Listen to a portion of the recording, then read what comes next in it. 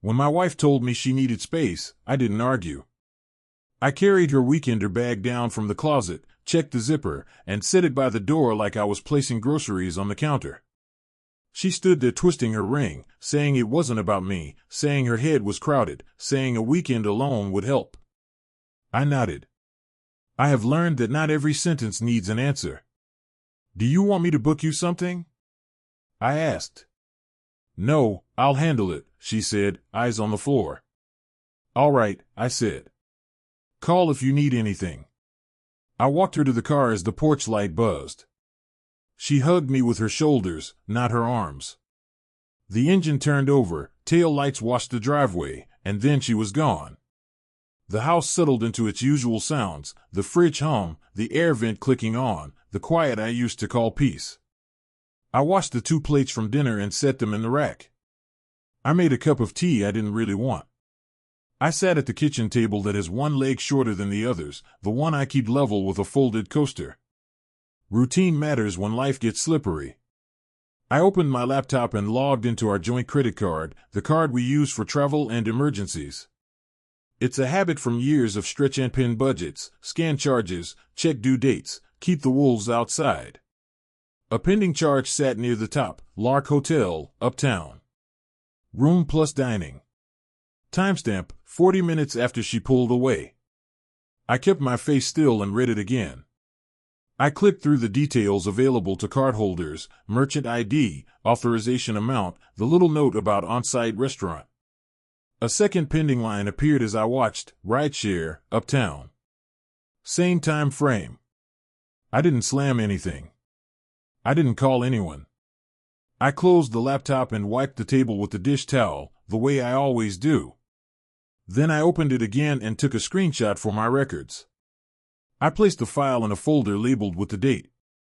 I got up, took her coffee mug from the sink, washed the lipstick ring from the rim, and set it in the rack beside the plates. My phone buzzed. A text from Tanya, I'm checked in. Don't wait up. I typed OK. Be safe, and hit send. I went to the hall closet and took down the fireproof envelope where we keep passports, the marriage certificate, the title to her car. I didn't take anything out. I just held the weight of it for a moment and put it back.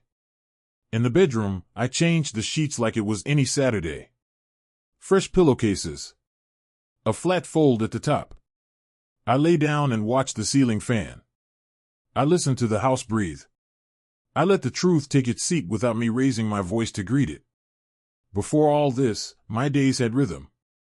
I woke up at 5:30, the same way I have since my days on the night crew, when the quiet hours taught me to listen more than I talk. I'd brew coffee in that old steel percolator that hisses before it settles into its hum, then sit on the porch while the street was still half asleep. The air in Charlotte is thick even in spring, the kind that smells like wet asphalt and pine. I'd sip, stretch my knees, and remind myself that peace doesn't come from what you earn, it comes from how you carry what's already yours. I work as a senior building engineer for a medical tower downtown. Folks call me the guy who keeps the lights on. It's not glamorous work, but I've kept that building running 15 years, elevators that groan less because of me, thermostats that behave. The kind of job that doesn't make news, but keeps people comfortable.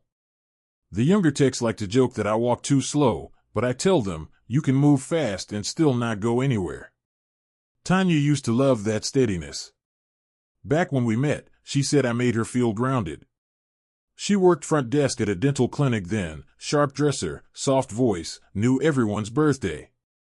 She said I looked like a man who'd weathered storms and stayed standing. We married when I was 40, she 33. Bought the little ranch house on the east side with the creaking porch and maple tree out front. We painted the walls ourselves, one weekend in August, fighting about whether sandstone beige was too close to vanilla cream. We laughed the whole time. For years, we were solid. Weeknights, she cooked or I did, whoever got home first. Fridays, we'd split a pizza and watch game shows. Sundays, church and brunch after. We didn't travel much, but we talked about saving for the coast one day. Life wasn't grand, but it was ours. Then came small changes. Nothing dramatic at first. Her job shifted, new supervisor, longer hours, networking events.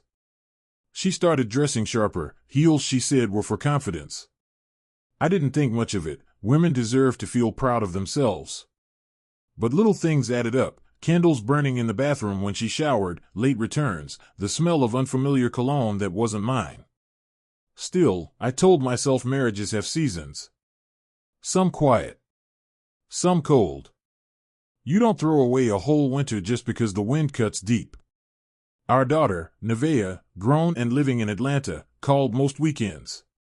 She's from before Tanya, but Tanya helped raise her through her teens. The two of them used to get along, shopping trips, movie nights. Lately, those calls ended with Nevaeh asking, "You good, Daddy?" And I'd say, "I'm fine, baby," even when I wasn't sure I was.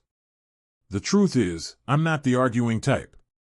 I don't slam doors or scroll through phones. I fix what's broken, if it can be fixed. That's how I was raised. Handle what's in front of you, keep your word, and don't embarrass yourself trying to win a fight that don't need fighting. But lately, I noticed Tanya had been moving like a guest in her own house. Talking less. Phone always face down. She started staying in the guest room to clear her mind. I didn't push. I just adjusted. Made my coffee alone. Ate leftovers cold. Evenings, I'd come home to a dark kitchen and her perfume hanging faint in the air. I'd check the counter, her keys gone, her wedding ring sometimes beside the fruit bowl. I'd sit at the table with my dinner plate, chewing slow, thinking about how strange it is when silence becomes routine. On one of those evenings, Pastor Grant called just to check in. He's been my pastor for 20 years, seen me through my first divorce, through layoffs, through grief. I told him everything was steady. He hummed that low pastor hum, the kind that means he doesn't believe you but won't press. "Brother Ray," he said, "don't mistake quiet for peace." I knew he was right, but I didn't want to hear it. Tanya came home late that night, hair still pinned from wherever she'd been. She said, "You're up." "Yeah," I said. "Couldn't sleep." She poured a glass of water, stood at the sink. "Work's been stressful." "I'm just trying to breathe." "I understand," I said. "We all need air." She nodded, eyes on the window. "I'm thinking about taking a weekend. Just to clear my head." I looked at her then, not angry, not suspicious, just tired. "If that's what you need, do it." She hesitated, maybe expecting a fight. When I didn't give her one, she said softly, "Thank you." And that was it. She walked down the hall, the sound of her heels fading on the wood floor. I stared at the empty doorway for a long time, remembering the years when her voice filled that same space with laughter. I still slept beside her that night, though we faced opposite directions. Between us, the quiet stretched like another person in the bed. I could smell the faint trace of a man's cologne that didn't belong in my house, but I said nothing. Because silence can be armor if you wear it right. By morning, she was up early, showered, dressed neatly. She moved around like someone rehearsing normal. "I'll just be gone 2 nights," she said, slipping on earrings. "I think it'll help me think." "All right," I said, reaching for my thermos. "You want me to fill the tank?" She shook her head. "No, I'll use the card." That was when I knew something inside me had shifted too. I smiled, nodded, and made a mental note of the time. When she left, I watched from the porch until the taillights disappeared down the street. The house felt lighter without her, though I hated myself for feeling that way. That night, after work, I cooked 1 steak instead of 2, washed 1 plate instead of 2, and scrolled through the credit account like always. Routine, I told myself. Just routine. But it wasn't routine anymore. Because deep down, I already knew the truth, I just hadn't looked it in the face yet. The first thing I noticed was the yoga mat that never existed. Tanya told me she was going to a Saturday class on Beatty's Ford. I said I'd take the truck and get the oil changed while she was there. I offered to drop her off. She said no, said she liked to clear her head before and after. Later that afternoon, I opened the hall closet to grab the tool bag and saw the same old stack of winter scarves, the vacuum, the shoe box I keep receipts in. No mat. No gym bag. Not even a pair of sneakers that looked broken in. I closed the door and stood there with the handle in my hand. Then I went out to the driveway and changed my own oil like I always do. Work kept my mind steady. At the tower, problems are honest. If an air handler is down, you can hear it. If a heat pump is leaking, the stain will show. I walked my floors, logged pressures and temps in my notebook, and trained a new kid on the chiller room. He asked why we write things down when the building has sensors. I told him machines forget faster than people who care. That evening I came home to a clean kitchen like no one lived there. The candle she likes, sea salt and something floral, was burned down to a crater and still warm. Her purse was on the counter, but the wedding ring was back in its dish by the fruit bowl. That ring had been leaving the house less and less. I cooked chicken, simple, and ate at the table while the fridge hummed. When I finished, I rinsed my plate and reached for a paper towel. The roll was fresh that morning, half was gone. I pictured a spill big enough to need that much paper. I pictured a glass knocked over in a hurry on someone else's timeline. The next clue was practical. We have one joint card, used for travel, car maintenance, occasional takeout. I pay it every Friday night. I logged in and sorted charges by merchant. A rideshare line popped up 3 nights running, each to the same uptown drop-off point, each between 7:30 and 8:15. The total wasn't high, which means the rides were short. From our house to uptown is long enough to cost. From a nearby condo to the hotel is short. I stared at the screen, not to make a case, but to make sure I wasn't inventing one. I opened the manila box where I keep household warranties and slid in a new folder labeled Card Statements, 6/. I printed the last 2 weeks, hole-punched them, and set the folder back. I made coffee I didn't need and sat with the paper stack like it was just another maintenance log.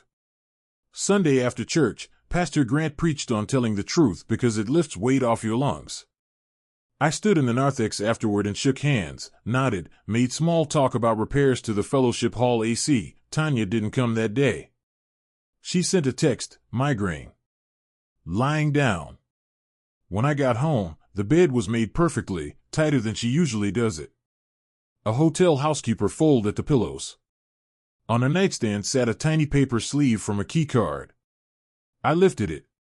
It had the Lark Hotel logo on it, bent like it had been in a pocket too long. I set it back where I found it and smoothed the cover. I told myself not to jump. I told myself to gather facts the way I would for a contractor who wants proof something is wrong before he authorizes a repair.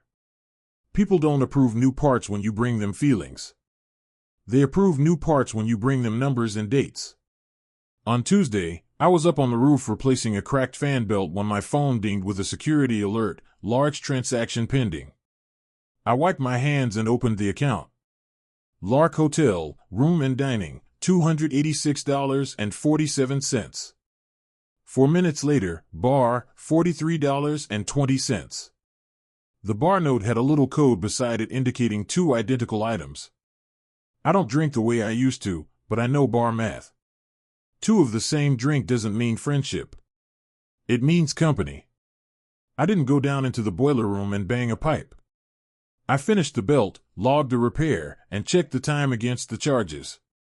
Then I typed the amounts into my notebook next to the daily temps as if they belonged there. At home that night, Tanya floated through the kitchen like a hotel guest passing a lobby. She kissed my cheek like people do when relatives visit on holidays. She said she'd eaten already. I said I'd save her some stew for tomorrow. She said not to worry. She was cutting back on heavy dinners. The fridge told the truth, 2 to-go boxes, neither from our neighborhood places. In the living room, she scrolled her phone with the screen angled away. I sat in my chair and read the manual for a new air handler controller as if it were a novel. Andre's name popped up in her notifications, just a bubble at the top that shows a first name and a few words before it disappears. I didn't lean in. I didn't ask. I stood and told her I was going to the garage to check on a squeaky hinge. In the garage, I leaned on my workbench and stared at the pegboard until my breath slowed down. 2 days later, I came home to find a blouse draped over a dining chair, silk, the kind she wears when she wants to be seen.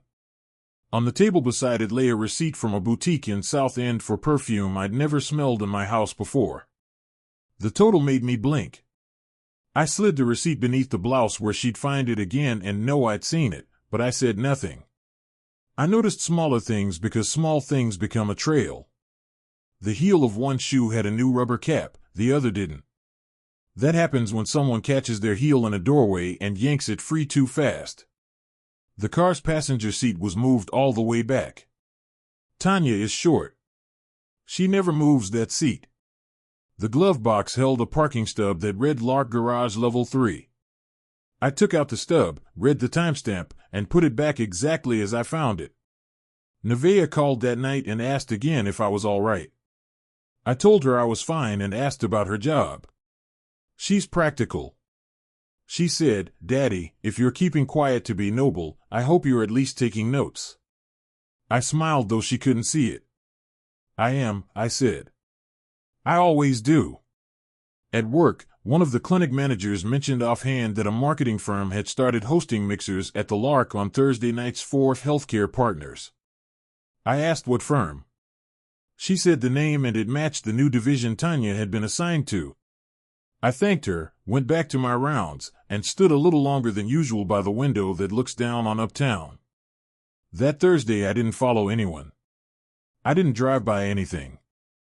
I went home, made dinner, and checked the card. Lark Hotel, Lounge, $57.90. Another rideshare within the hour. Then a second Lark Hotel, room, $212.11 close to midnight. These weren't the kinds of charges that let a man pretend. I remembered a practical detail. When a hotel charge is pending, sometimes you can call and request a folio for your records if your name is on the card. I dialed the general line and asked for accounting. I told the truth, formal as a ledger, joint card holder, need a folio for expense documentation, here is the authorization code from my statement. The woman asked me to spell my last name twice, then said she'd email the folio if the name matched. I thanked her and waited. 10 minutes later an email arrived with a PDF. It listed the room number, the rate, room service with 2 breakfasts, and late checkout. It listed a note I couldn't not read, amenity, roses on arrival. That cost extra. I printed it and slid it into the folder. I sat at the kitchen table and looked at the neat lines of type. The fan ticked overhead. The ice maker dumped a batch. I thought about how many times I'd told young techs to listen carefully because buildings talk. On Saturday morning, Tanya packed a weekender bag. "I'm going to take that time we talked about," she said, voice light, like this was a spa trip recommended by a friend. "Just 2 nights to clear my head."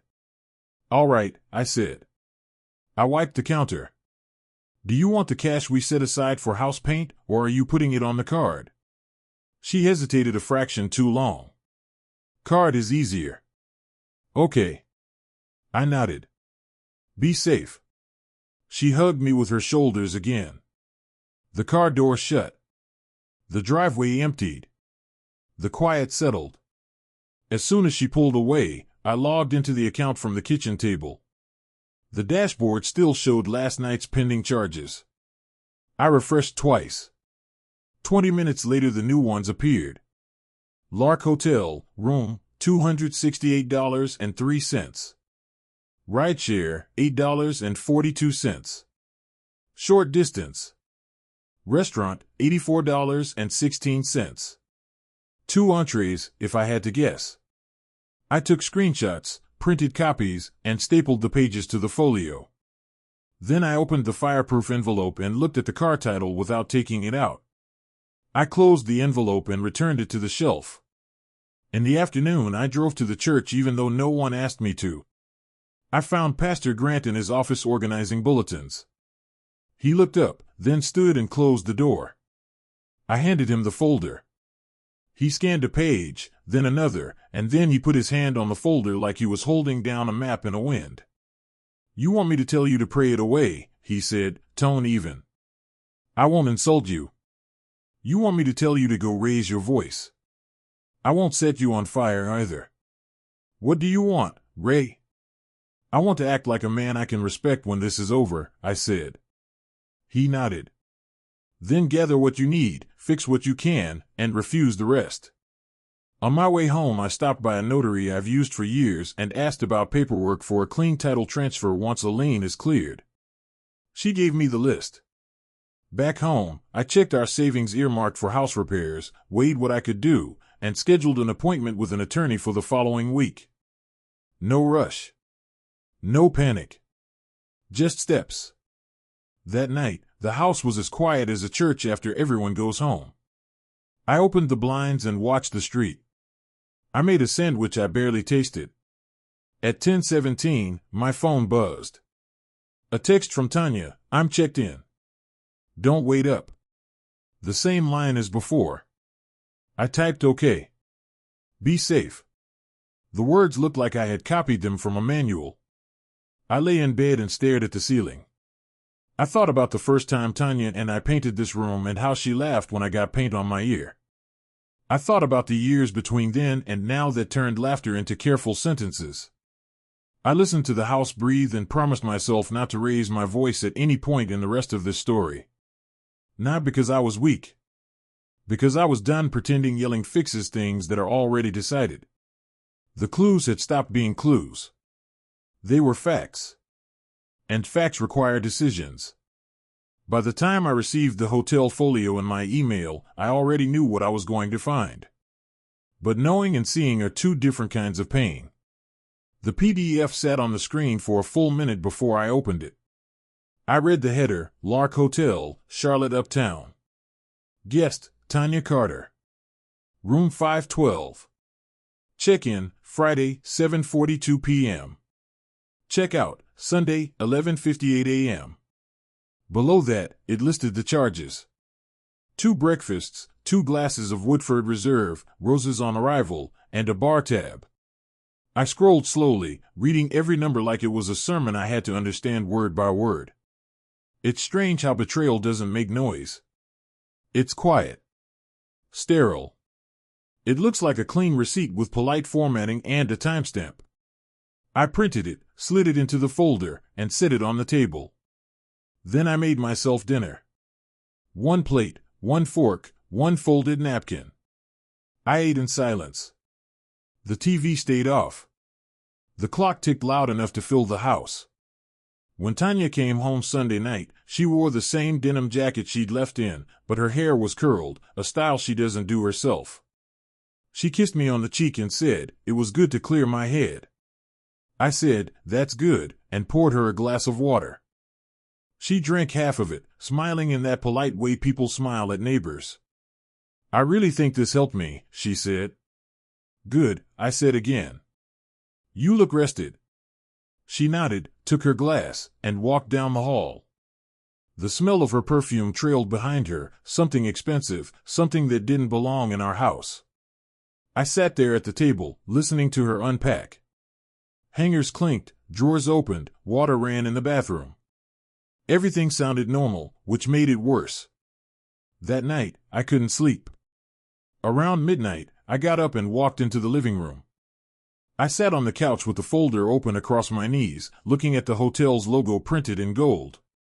I thought about how much energy I had spent trying to build a calm life, how much patience it takes to keep things steady. I wasn't angry. I was tired.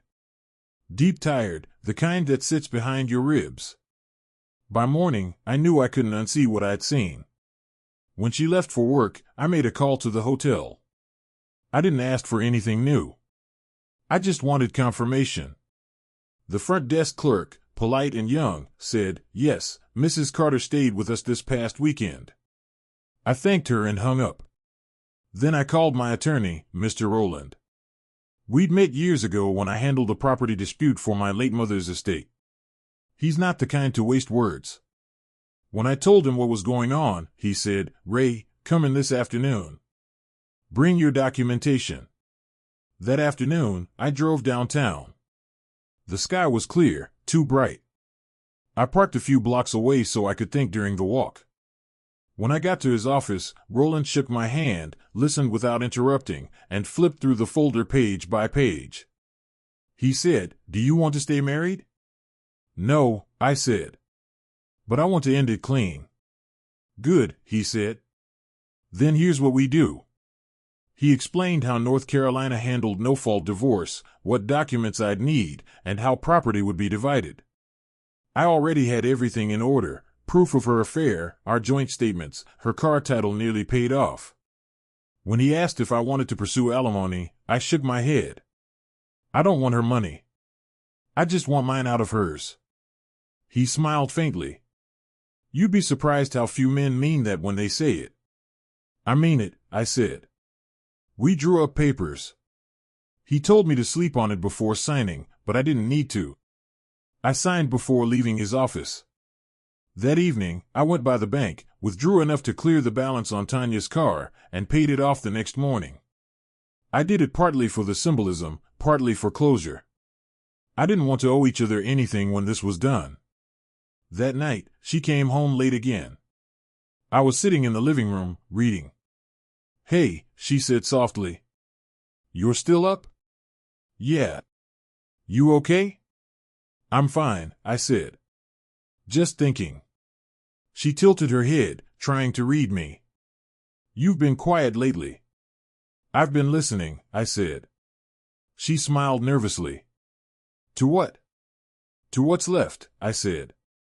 She didn't ask what I meant. She walked past me, into the bedroom. I listened to the faint zip of her makeup bag, the sound of hangers again. Same routine, same silence. Friday came, and she told me she had to work late on a project. Might stay over at a coworker's to get it done, she said.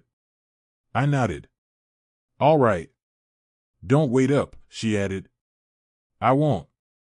After she left, I sat at the kitchen table with the folder again. The table light hummed.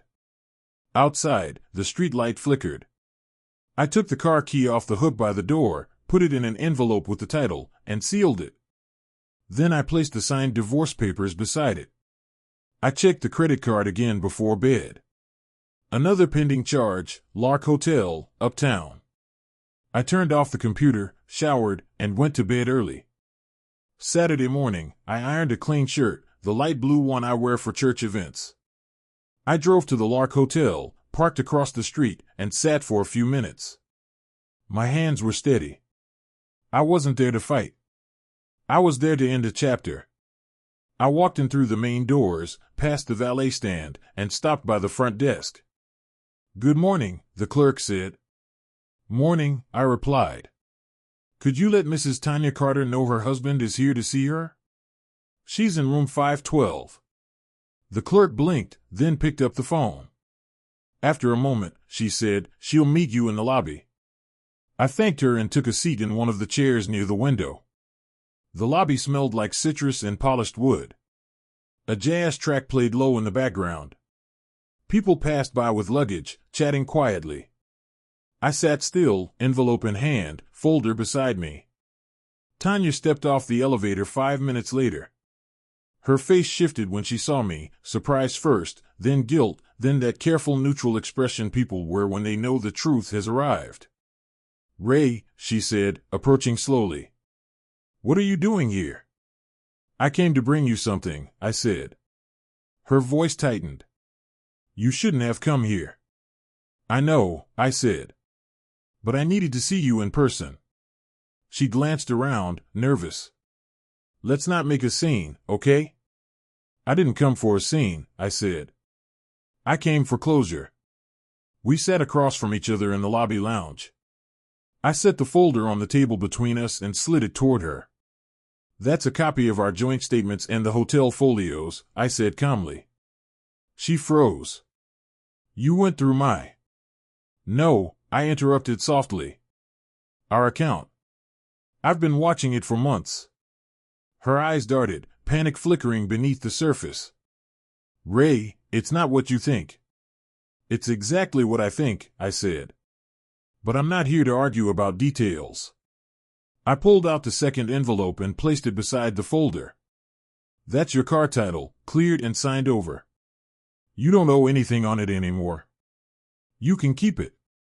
She blinked. What? I paid it off yesterday. The savings account covered it. She stared at me. Why would you do that? Because I don't want anything hanging over us. When we walk away from this, we walk clean. I could see her lip tremble, just slightly. You're ending it? I am, I said. The papers are inside. You can read them or just sign. Either way, I'll file them Monday. Her voice cracked. So that's it? Yes, I said. That's it.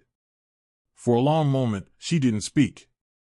She looked down at the papers, at the neat folder, at the small white envelope that held freedom she didn't deserve. Ray, she whispered finally, I made mistakes, but... I stood before she could finish. You didn't make a mistake, Tanya. You made a choice. Mistakes are accidents. Choices are patterns. Her eyes filled but didn't spill. She reached for my wrist. Please, sit down. I looked at her hand, the same hand that used to brush my collar, pour my coffee, hold mine in church, and then I stepped back gently. You take care of yourself, I said. Truly. At that moment, a man walked out from the elevator bank, holding his phone. He stopped short when he saw us. Andre Cole.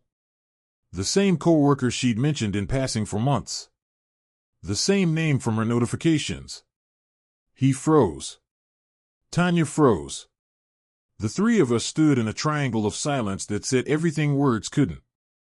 I nodded to him once, not out of greeting, but acknowledgement. Afternoon, I said quietly, then turned back to her. Now you don't have to lie to either of us. I picked up my hat from the chair and walked toward the door. The front desk clerk looked up as I passed. She knew. People always know when a quiet man walks out of a burning house without raising his voice. Outside, the air was warm and heavy. I crossed the street, unlocked my truck, and sat behind the wheel. My hands were steady. My heart wasn't racing. Just empty. In the rearview mirror, I saw Tanya still standing in the lobby doorway, folder in hand. Andre was beside her now, saying something she wasn't hearing. I started the engine and drove off.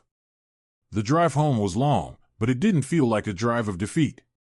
It felt like distance, the kind you need between what hurt you and what's waiting to heal you.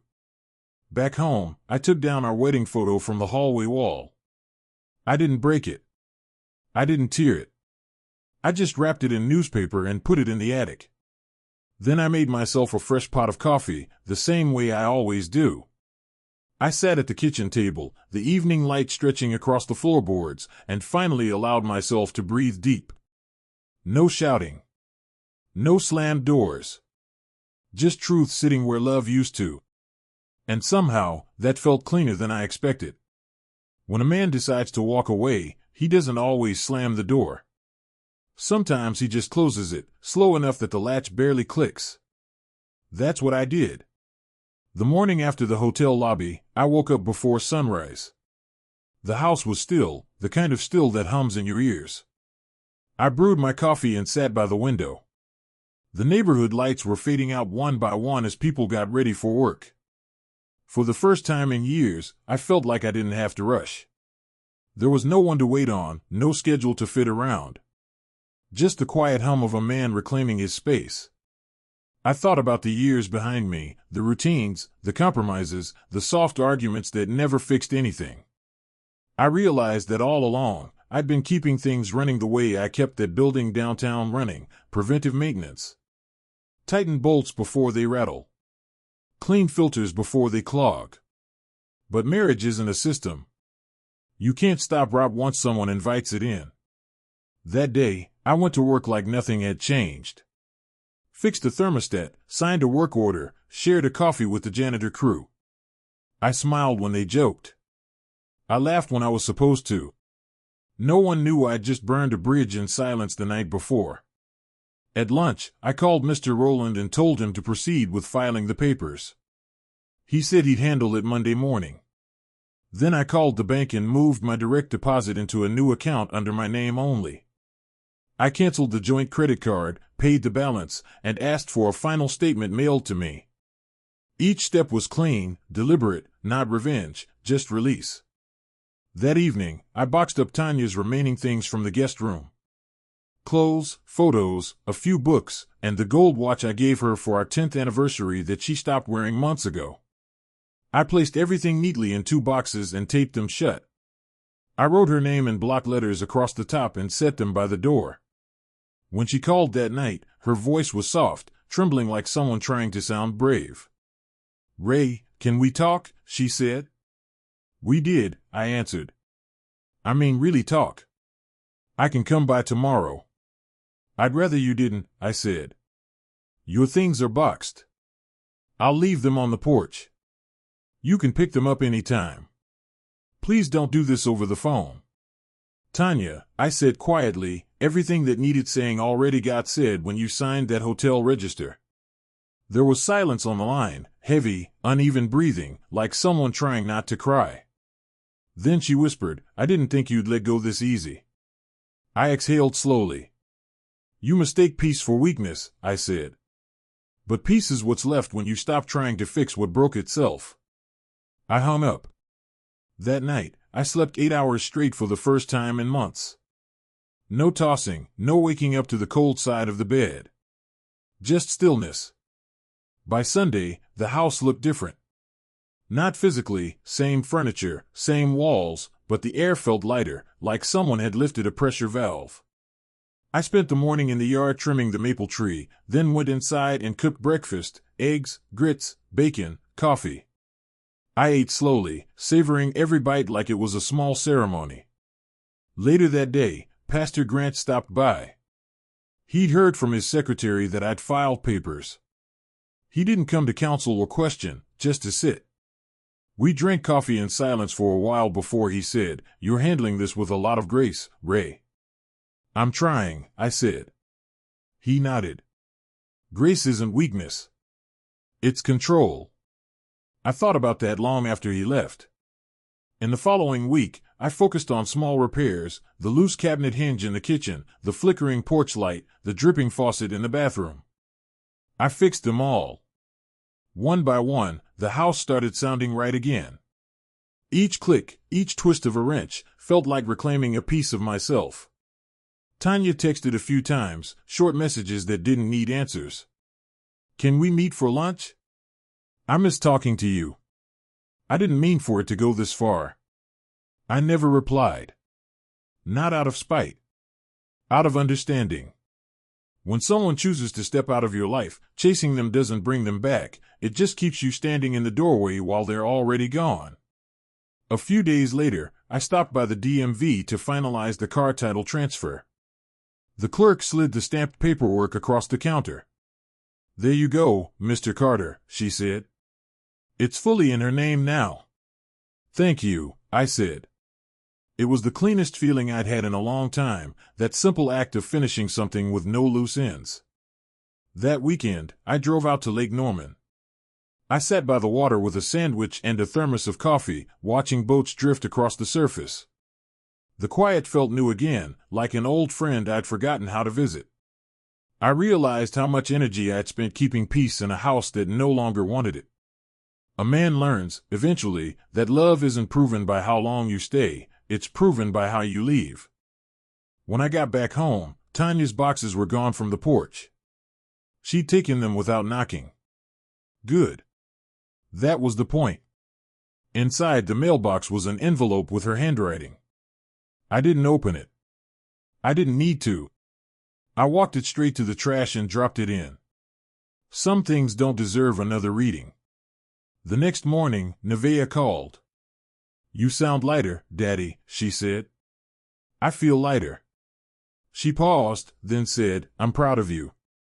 That meant more than she knew. Over the next few weeks, I adjusted to my new routines. Dinner for one. Evenings with music instead of TV. I started walking after sunset, just around the block, breathing in the scent of cut grass and distant barbecue smoke. Some nights I passed neighbors who waved, not knowing they were waving at a man who just dismantled his marriage in silence. I didn't mind. The world keeps turning, and so should I. A month later, I got the final court notice confirming the divorce. No contest, no hearings. Just a line that said, "Dissolution granted." I folded it neatly, placed it in my file cabinet, and poured myself a glass of tea. I sat on the porch that evening, watching the sky turn the color of copper, and thought, maybe peace was always waiting. I just had to stop fighting for the wrong kind of love to find it. Tanya never called again. I heard through mutual friends she'd left the company, moved to Raleigh. Maybe she started over. I hope she did. Because I sure did. There's something humbling about rediscovering your own space. The sounds you thought were loneliness turn out to be freedom. The silence that used to sting becomes a kind of music. You start hearing your own voice again. I cleaned the house from top to bottom that weekend, polished the floors, changed the curtains, threw out the half-used candles. When I was done, I stood in the middle of the living room and realized it didn't feel empty. It felt honest. I didn't need revenge. I didn't need apologies. All I needed was the truth, and the courage to stand still in it without losing my balance. Sometimes the strongest thing a man can do is nothing. Not lash out. Not plead. Just quietly reclaim the parts of himself that betrayal tried to take. And that's what I did. In small communities, word travels faster than intention. You don't have to announce anything, people just notice what's missing. By the time summer rolled around, the whispers had already started. Tanya's coworkers noticed her name gone from the employee roster. Our mutual friends noticed I started showing up alone to barbecues and Sunday service. Nobody asked directly, but you could see it in the way they leaned in when I spoke, hoping I'd open the door to gossip. I didn't. I told them the truth, but only the part that was mine to tell. Tanya and I are no longer together, I'd say, voice steady, shoulders relaxed. That was it. The kind of sentence that closes a door without slamming it. Most folks respected that. Some didn't. One afternoon, I stopped by the hardware store, and the cashier, a neighbor's cousin, said quietly, "Heard your wife ran off with that coworker from her firm." Sorry, man. I nodded once. You don't have to be sorry, I said. I'm not. He blinked like he didn't know how to respond, and that was the end of it. It wasn't pride talking. It was peace. I had already fought every battle that mattered, inside myself. Still, the world finds ways to remind you. A few weeks later, the hotel story reached church circles. I hadn't told a soul, but someone who worked front desk at the Lark was apparently the niece of a parishioner. You know how people connect dots that don't need connecting. Pastor Grant called me in one morning before service. He said, "Brother Ray, I heard something that didn't come from you. You okay with me shutting it down?" I smiled. Let them talk. The truth don't lose sleep. That Sunday, Tanya showed up at church for the first time in months. Alone. Dressed sharp, head high, but eyes tired. The congregation watched in that quiet southern way, polite smiles that hold questions behind them. She took a seat near the back. I was in my usual spot up front, helping with sound. When service ended, I stood by the exit like always, shaking hands. She waited until the line thinned out before walking up. "Hi, Ray," she said. "Hi, Tanya." Her voice trembled a little. "Can we talk sometime?" I met her eyes for the first time in a long time. "There's nothing left to talk about," I said gently. "We already said everything that needed saying." She looked down, nodded, and walked past me. People noticed, but nobody asked. Pastor Grant gave me a nod across the aisle, the kind that says, "You handled that right." After that day, the talk stopped. It had nowhere else to go. Then came something unexpected. The following month, Tanya's boss, a man I'd met at one of their company events years ago, came by the building where I worked. He said he needed to speak with maintenance about a system inspection, but when he found me, he looked uneasy. "Ray," he said, rubbing his neck, "I just wanted to say. I didn't know about any of that stuff. What happened between you two, that wasn't me." I stared at him for a moment before realizing what he meant.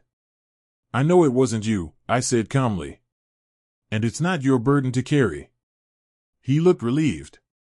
Then he added quietly, she and Andre both left the firm. It got messy. I wished them well, I said, meaning it more than I expected. Everyone gets to live with what they chose. He nodded and left. That night, I sat on the porch and thought about how strange justice can be. Sometimes it doesn't arrive with noise or witnesses. Sometimes it just shows up quietly in the form of peace you didn't have before. Word of her new job in Raleigh came a few months later.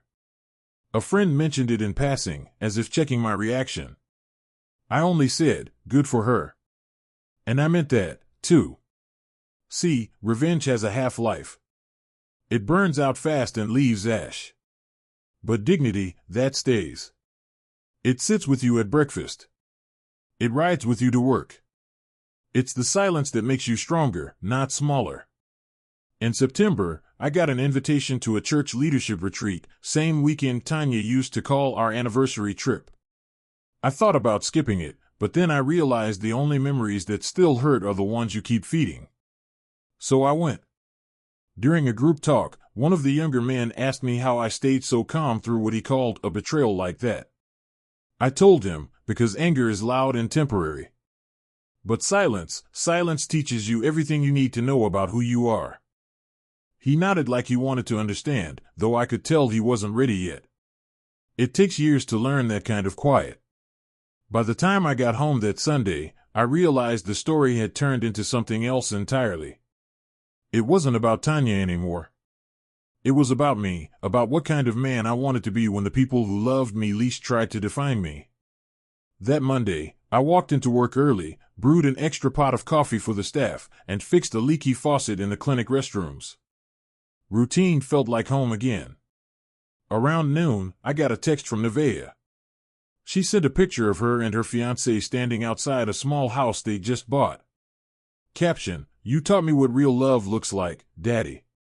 I sat at my desk for a long while after that, phone still in my hand. I realized that sometimes, the consequence isn't what happens to the one who betrayed you, it's what happens inside the one who didn't break.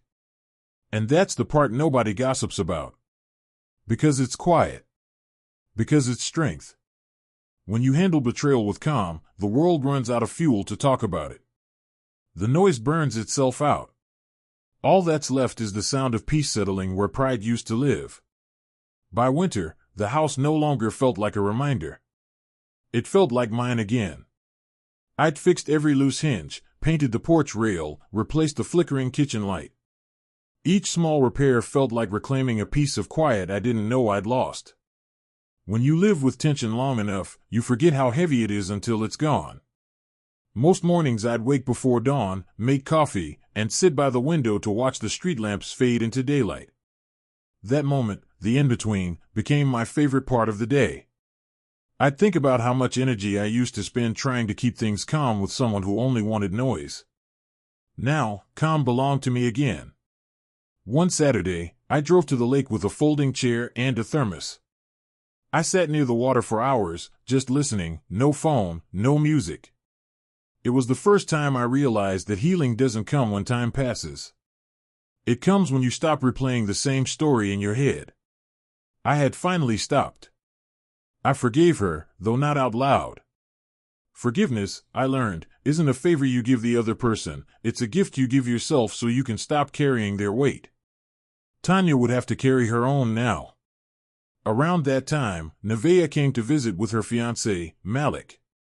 They stayed for the weekend.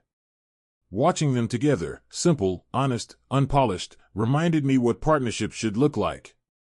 No secrets, no games, just two people standing on the same ground.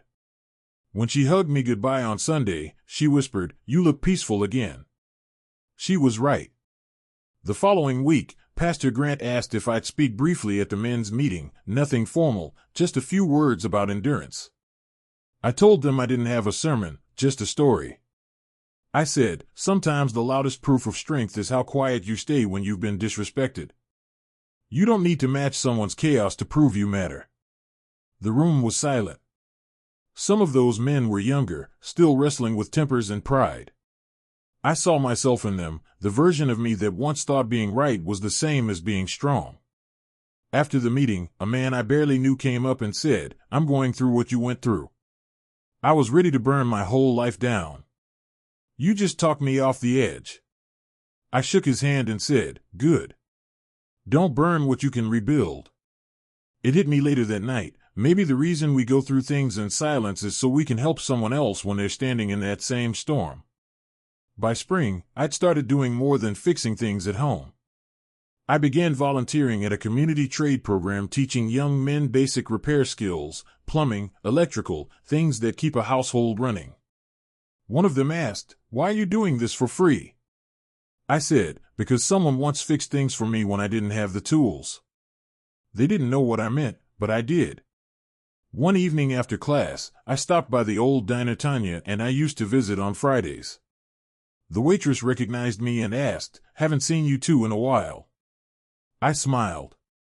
"You won't." She nodded softly and refilled my coffee without another word.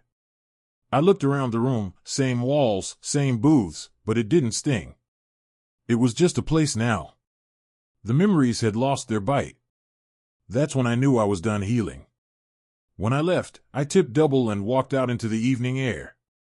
The sky was streaked with orange and violet. It smelled like fresh rain and cut grass. I stood there for a while, breathing it in. A man can survive betrayal. He can even survive heartbreak. But to come out of it with his peace intact, that's something rare. That night, I sat on the porch with my coffee and a Bible open beside me. The street was quiet. The world felt steady again. I didn't pray for Tanya to come back or for the past to make sense. I just said, "Thank you for letting me see who I really am when everything fell apart." Because sometimes, that's the only prayer that matters. I tell this story not because I want sympathy, but because somewhere out there, another man is sitting at his kitchen table right now, staring at proof he didn't ask to see. Maybe it's a hotel bill, or a message on a phone, or a name that suddenly means too much. He's holding it in his hands, trying to decide whether to explode or exhale. Brother, I've been there. And I'll tell you this, silence doesn't mean weakness. It means control. It means you still own yourself when someone tried to take that from you. When my wife said she needed space, I gave it to her.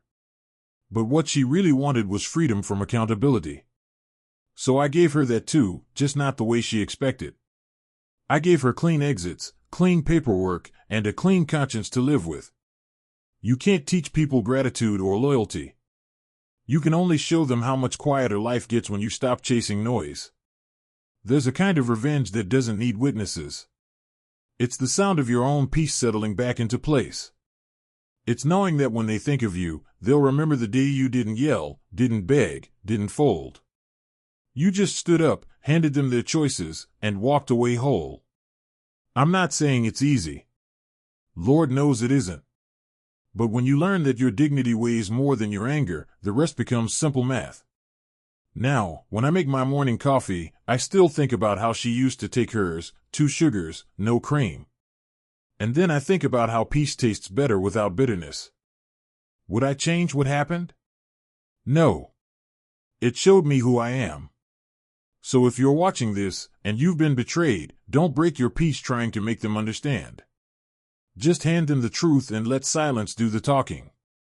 Tell me, fellas, if it were you, would you have walked out of that hotel calm like I did, or would you have made them hear it loud? Either way, thank you for listening. If my story spoke to you, subscribe. I've got more truth to share.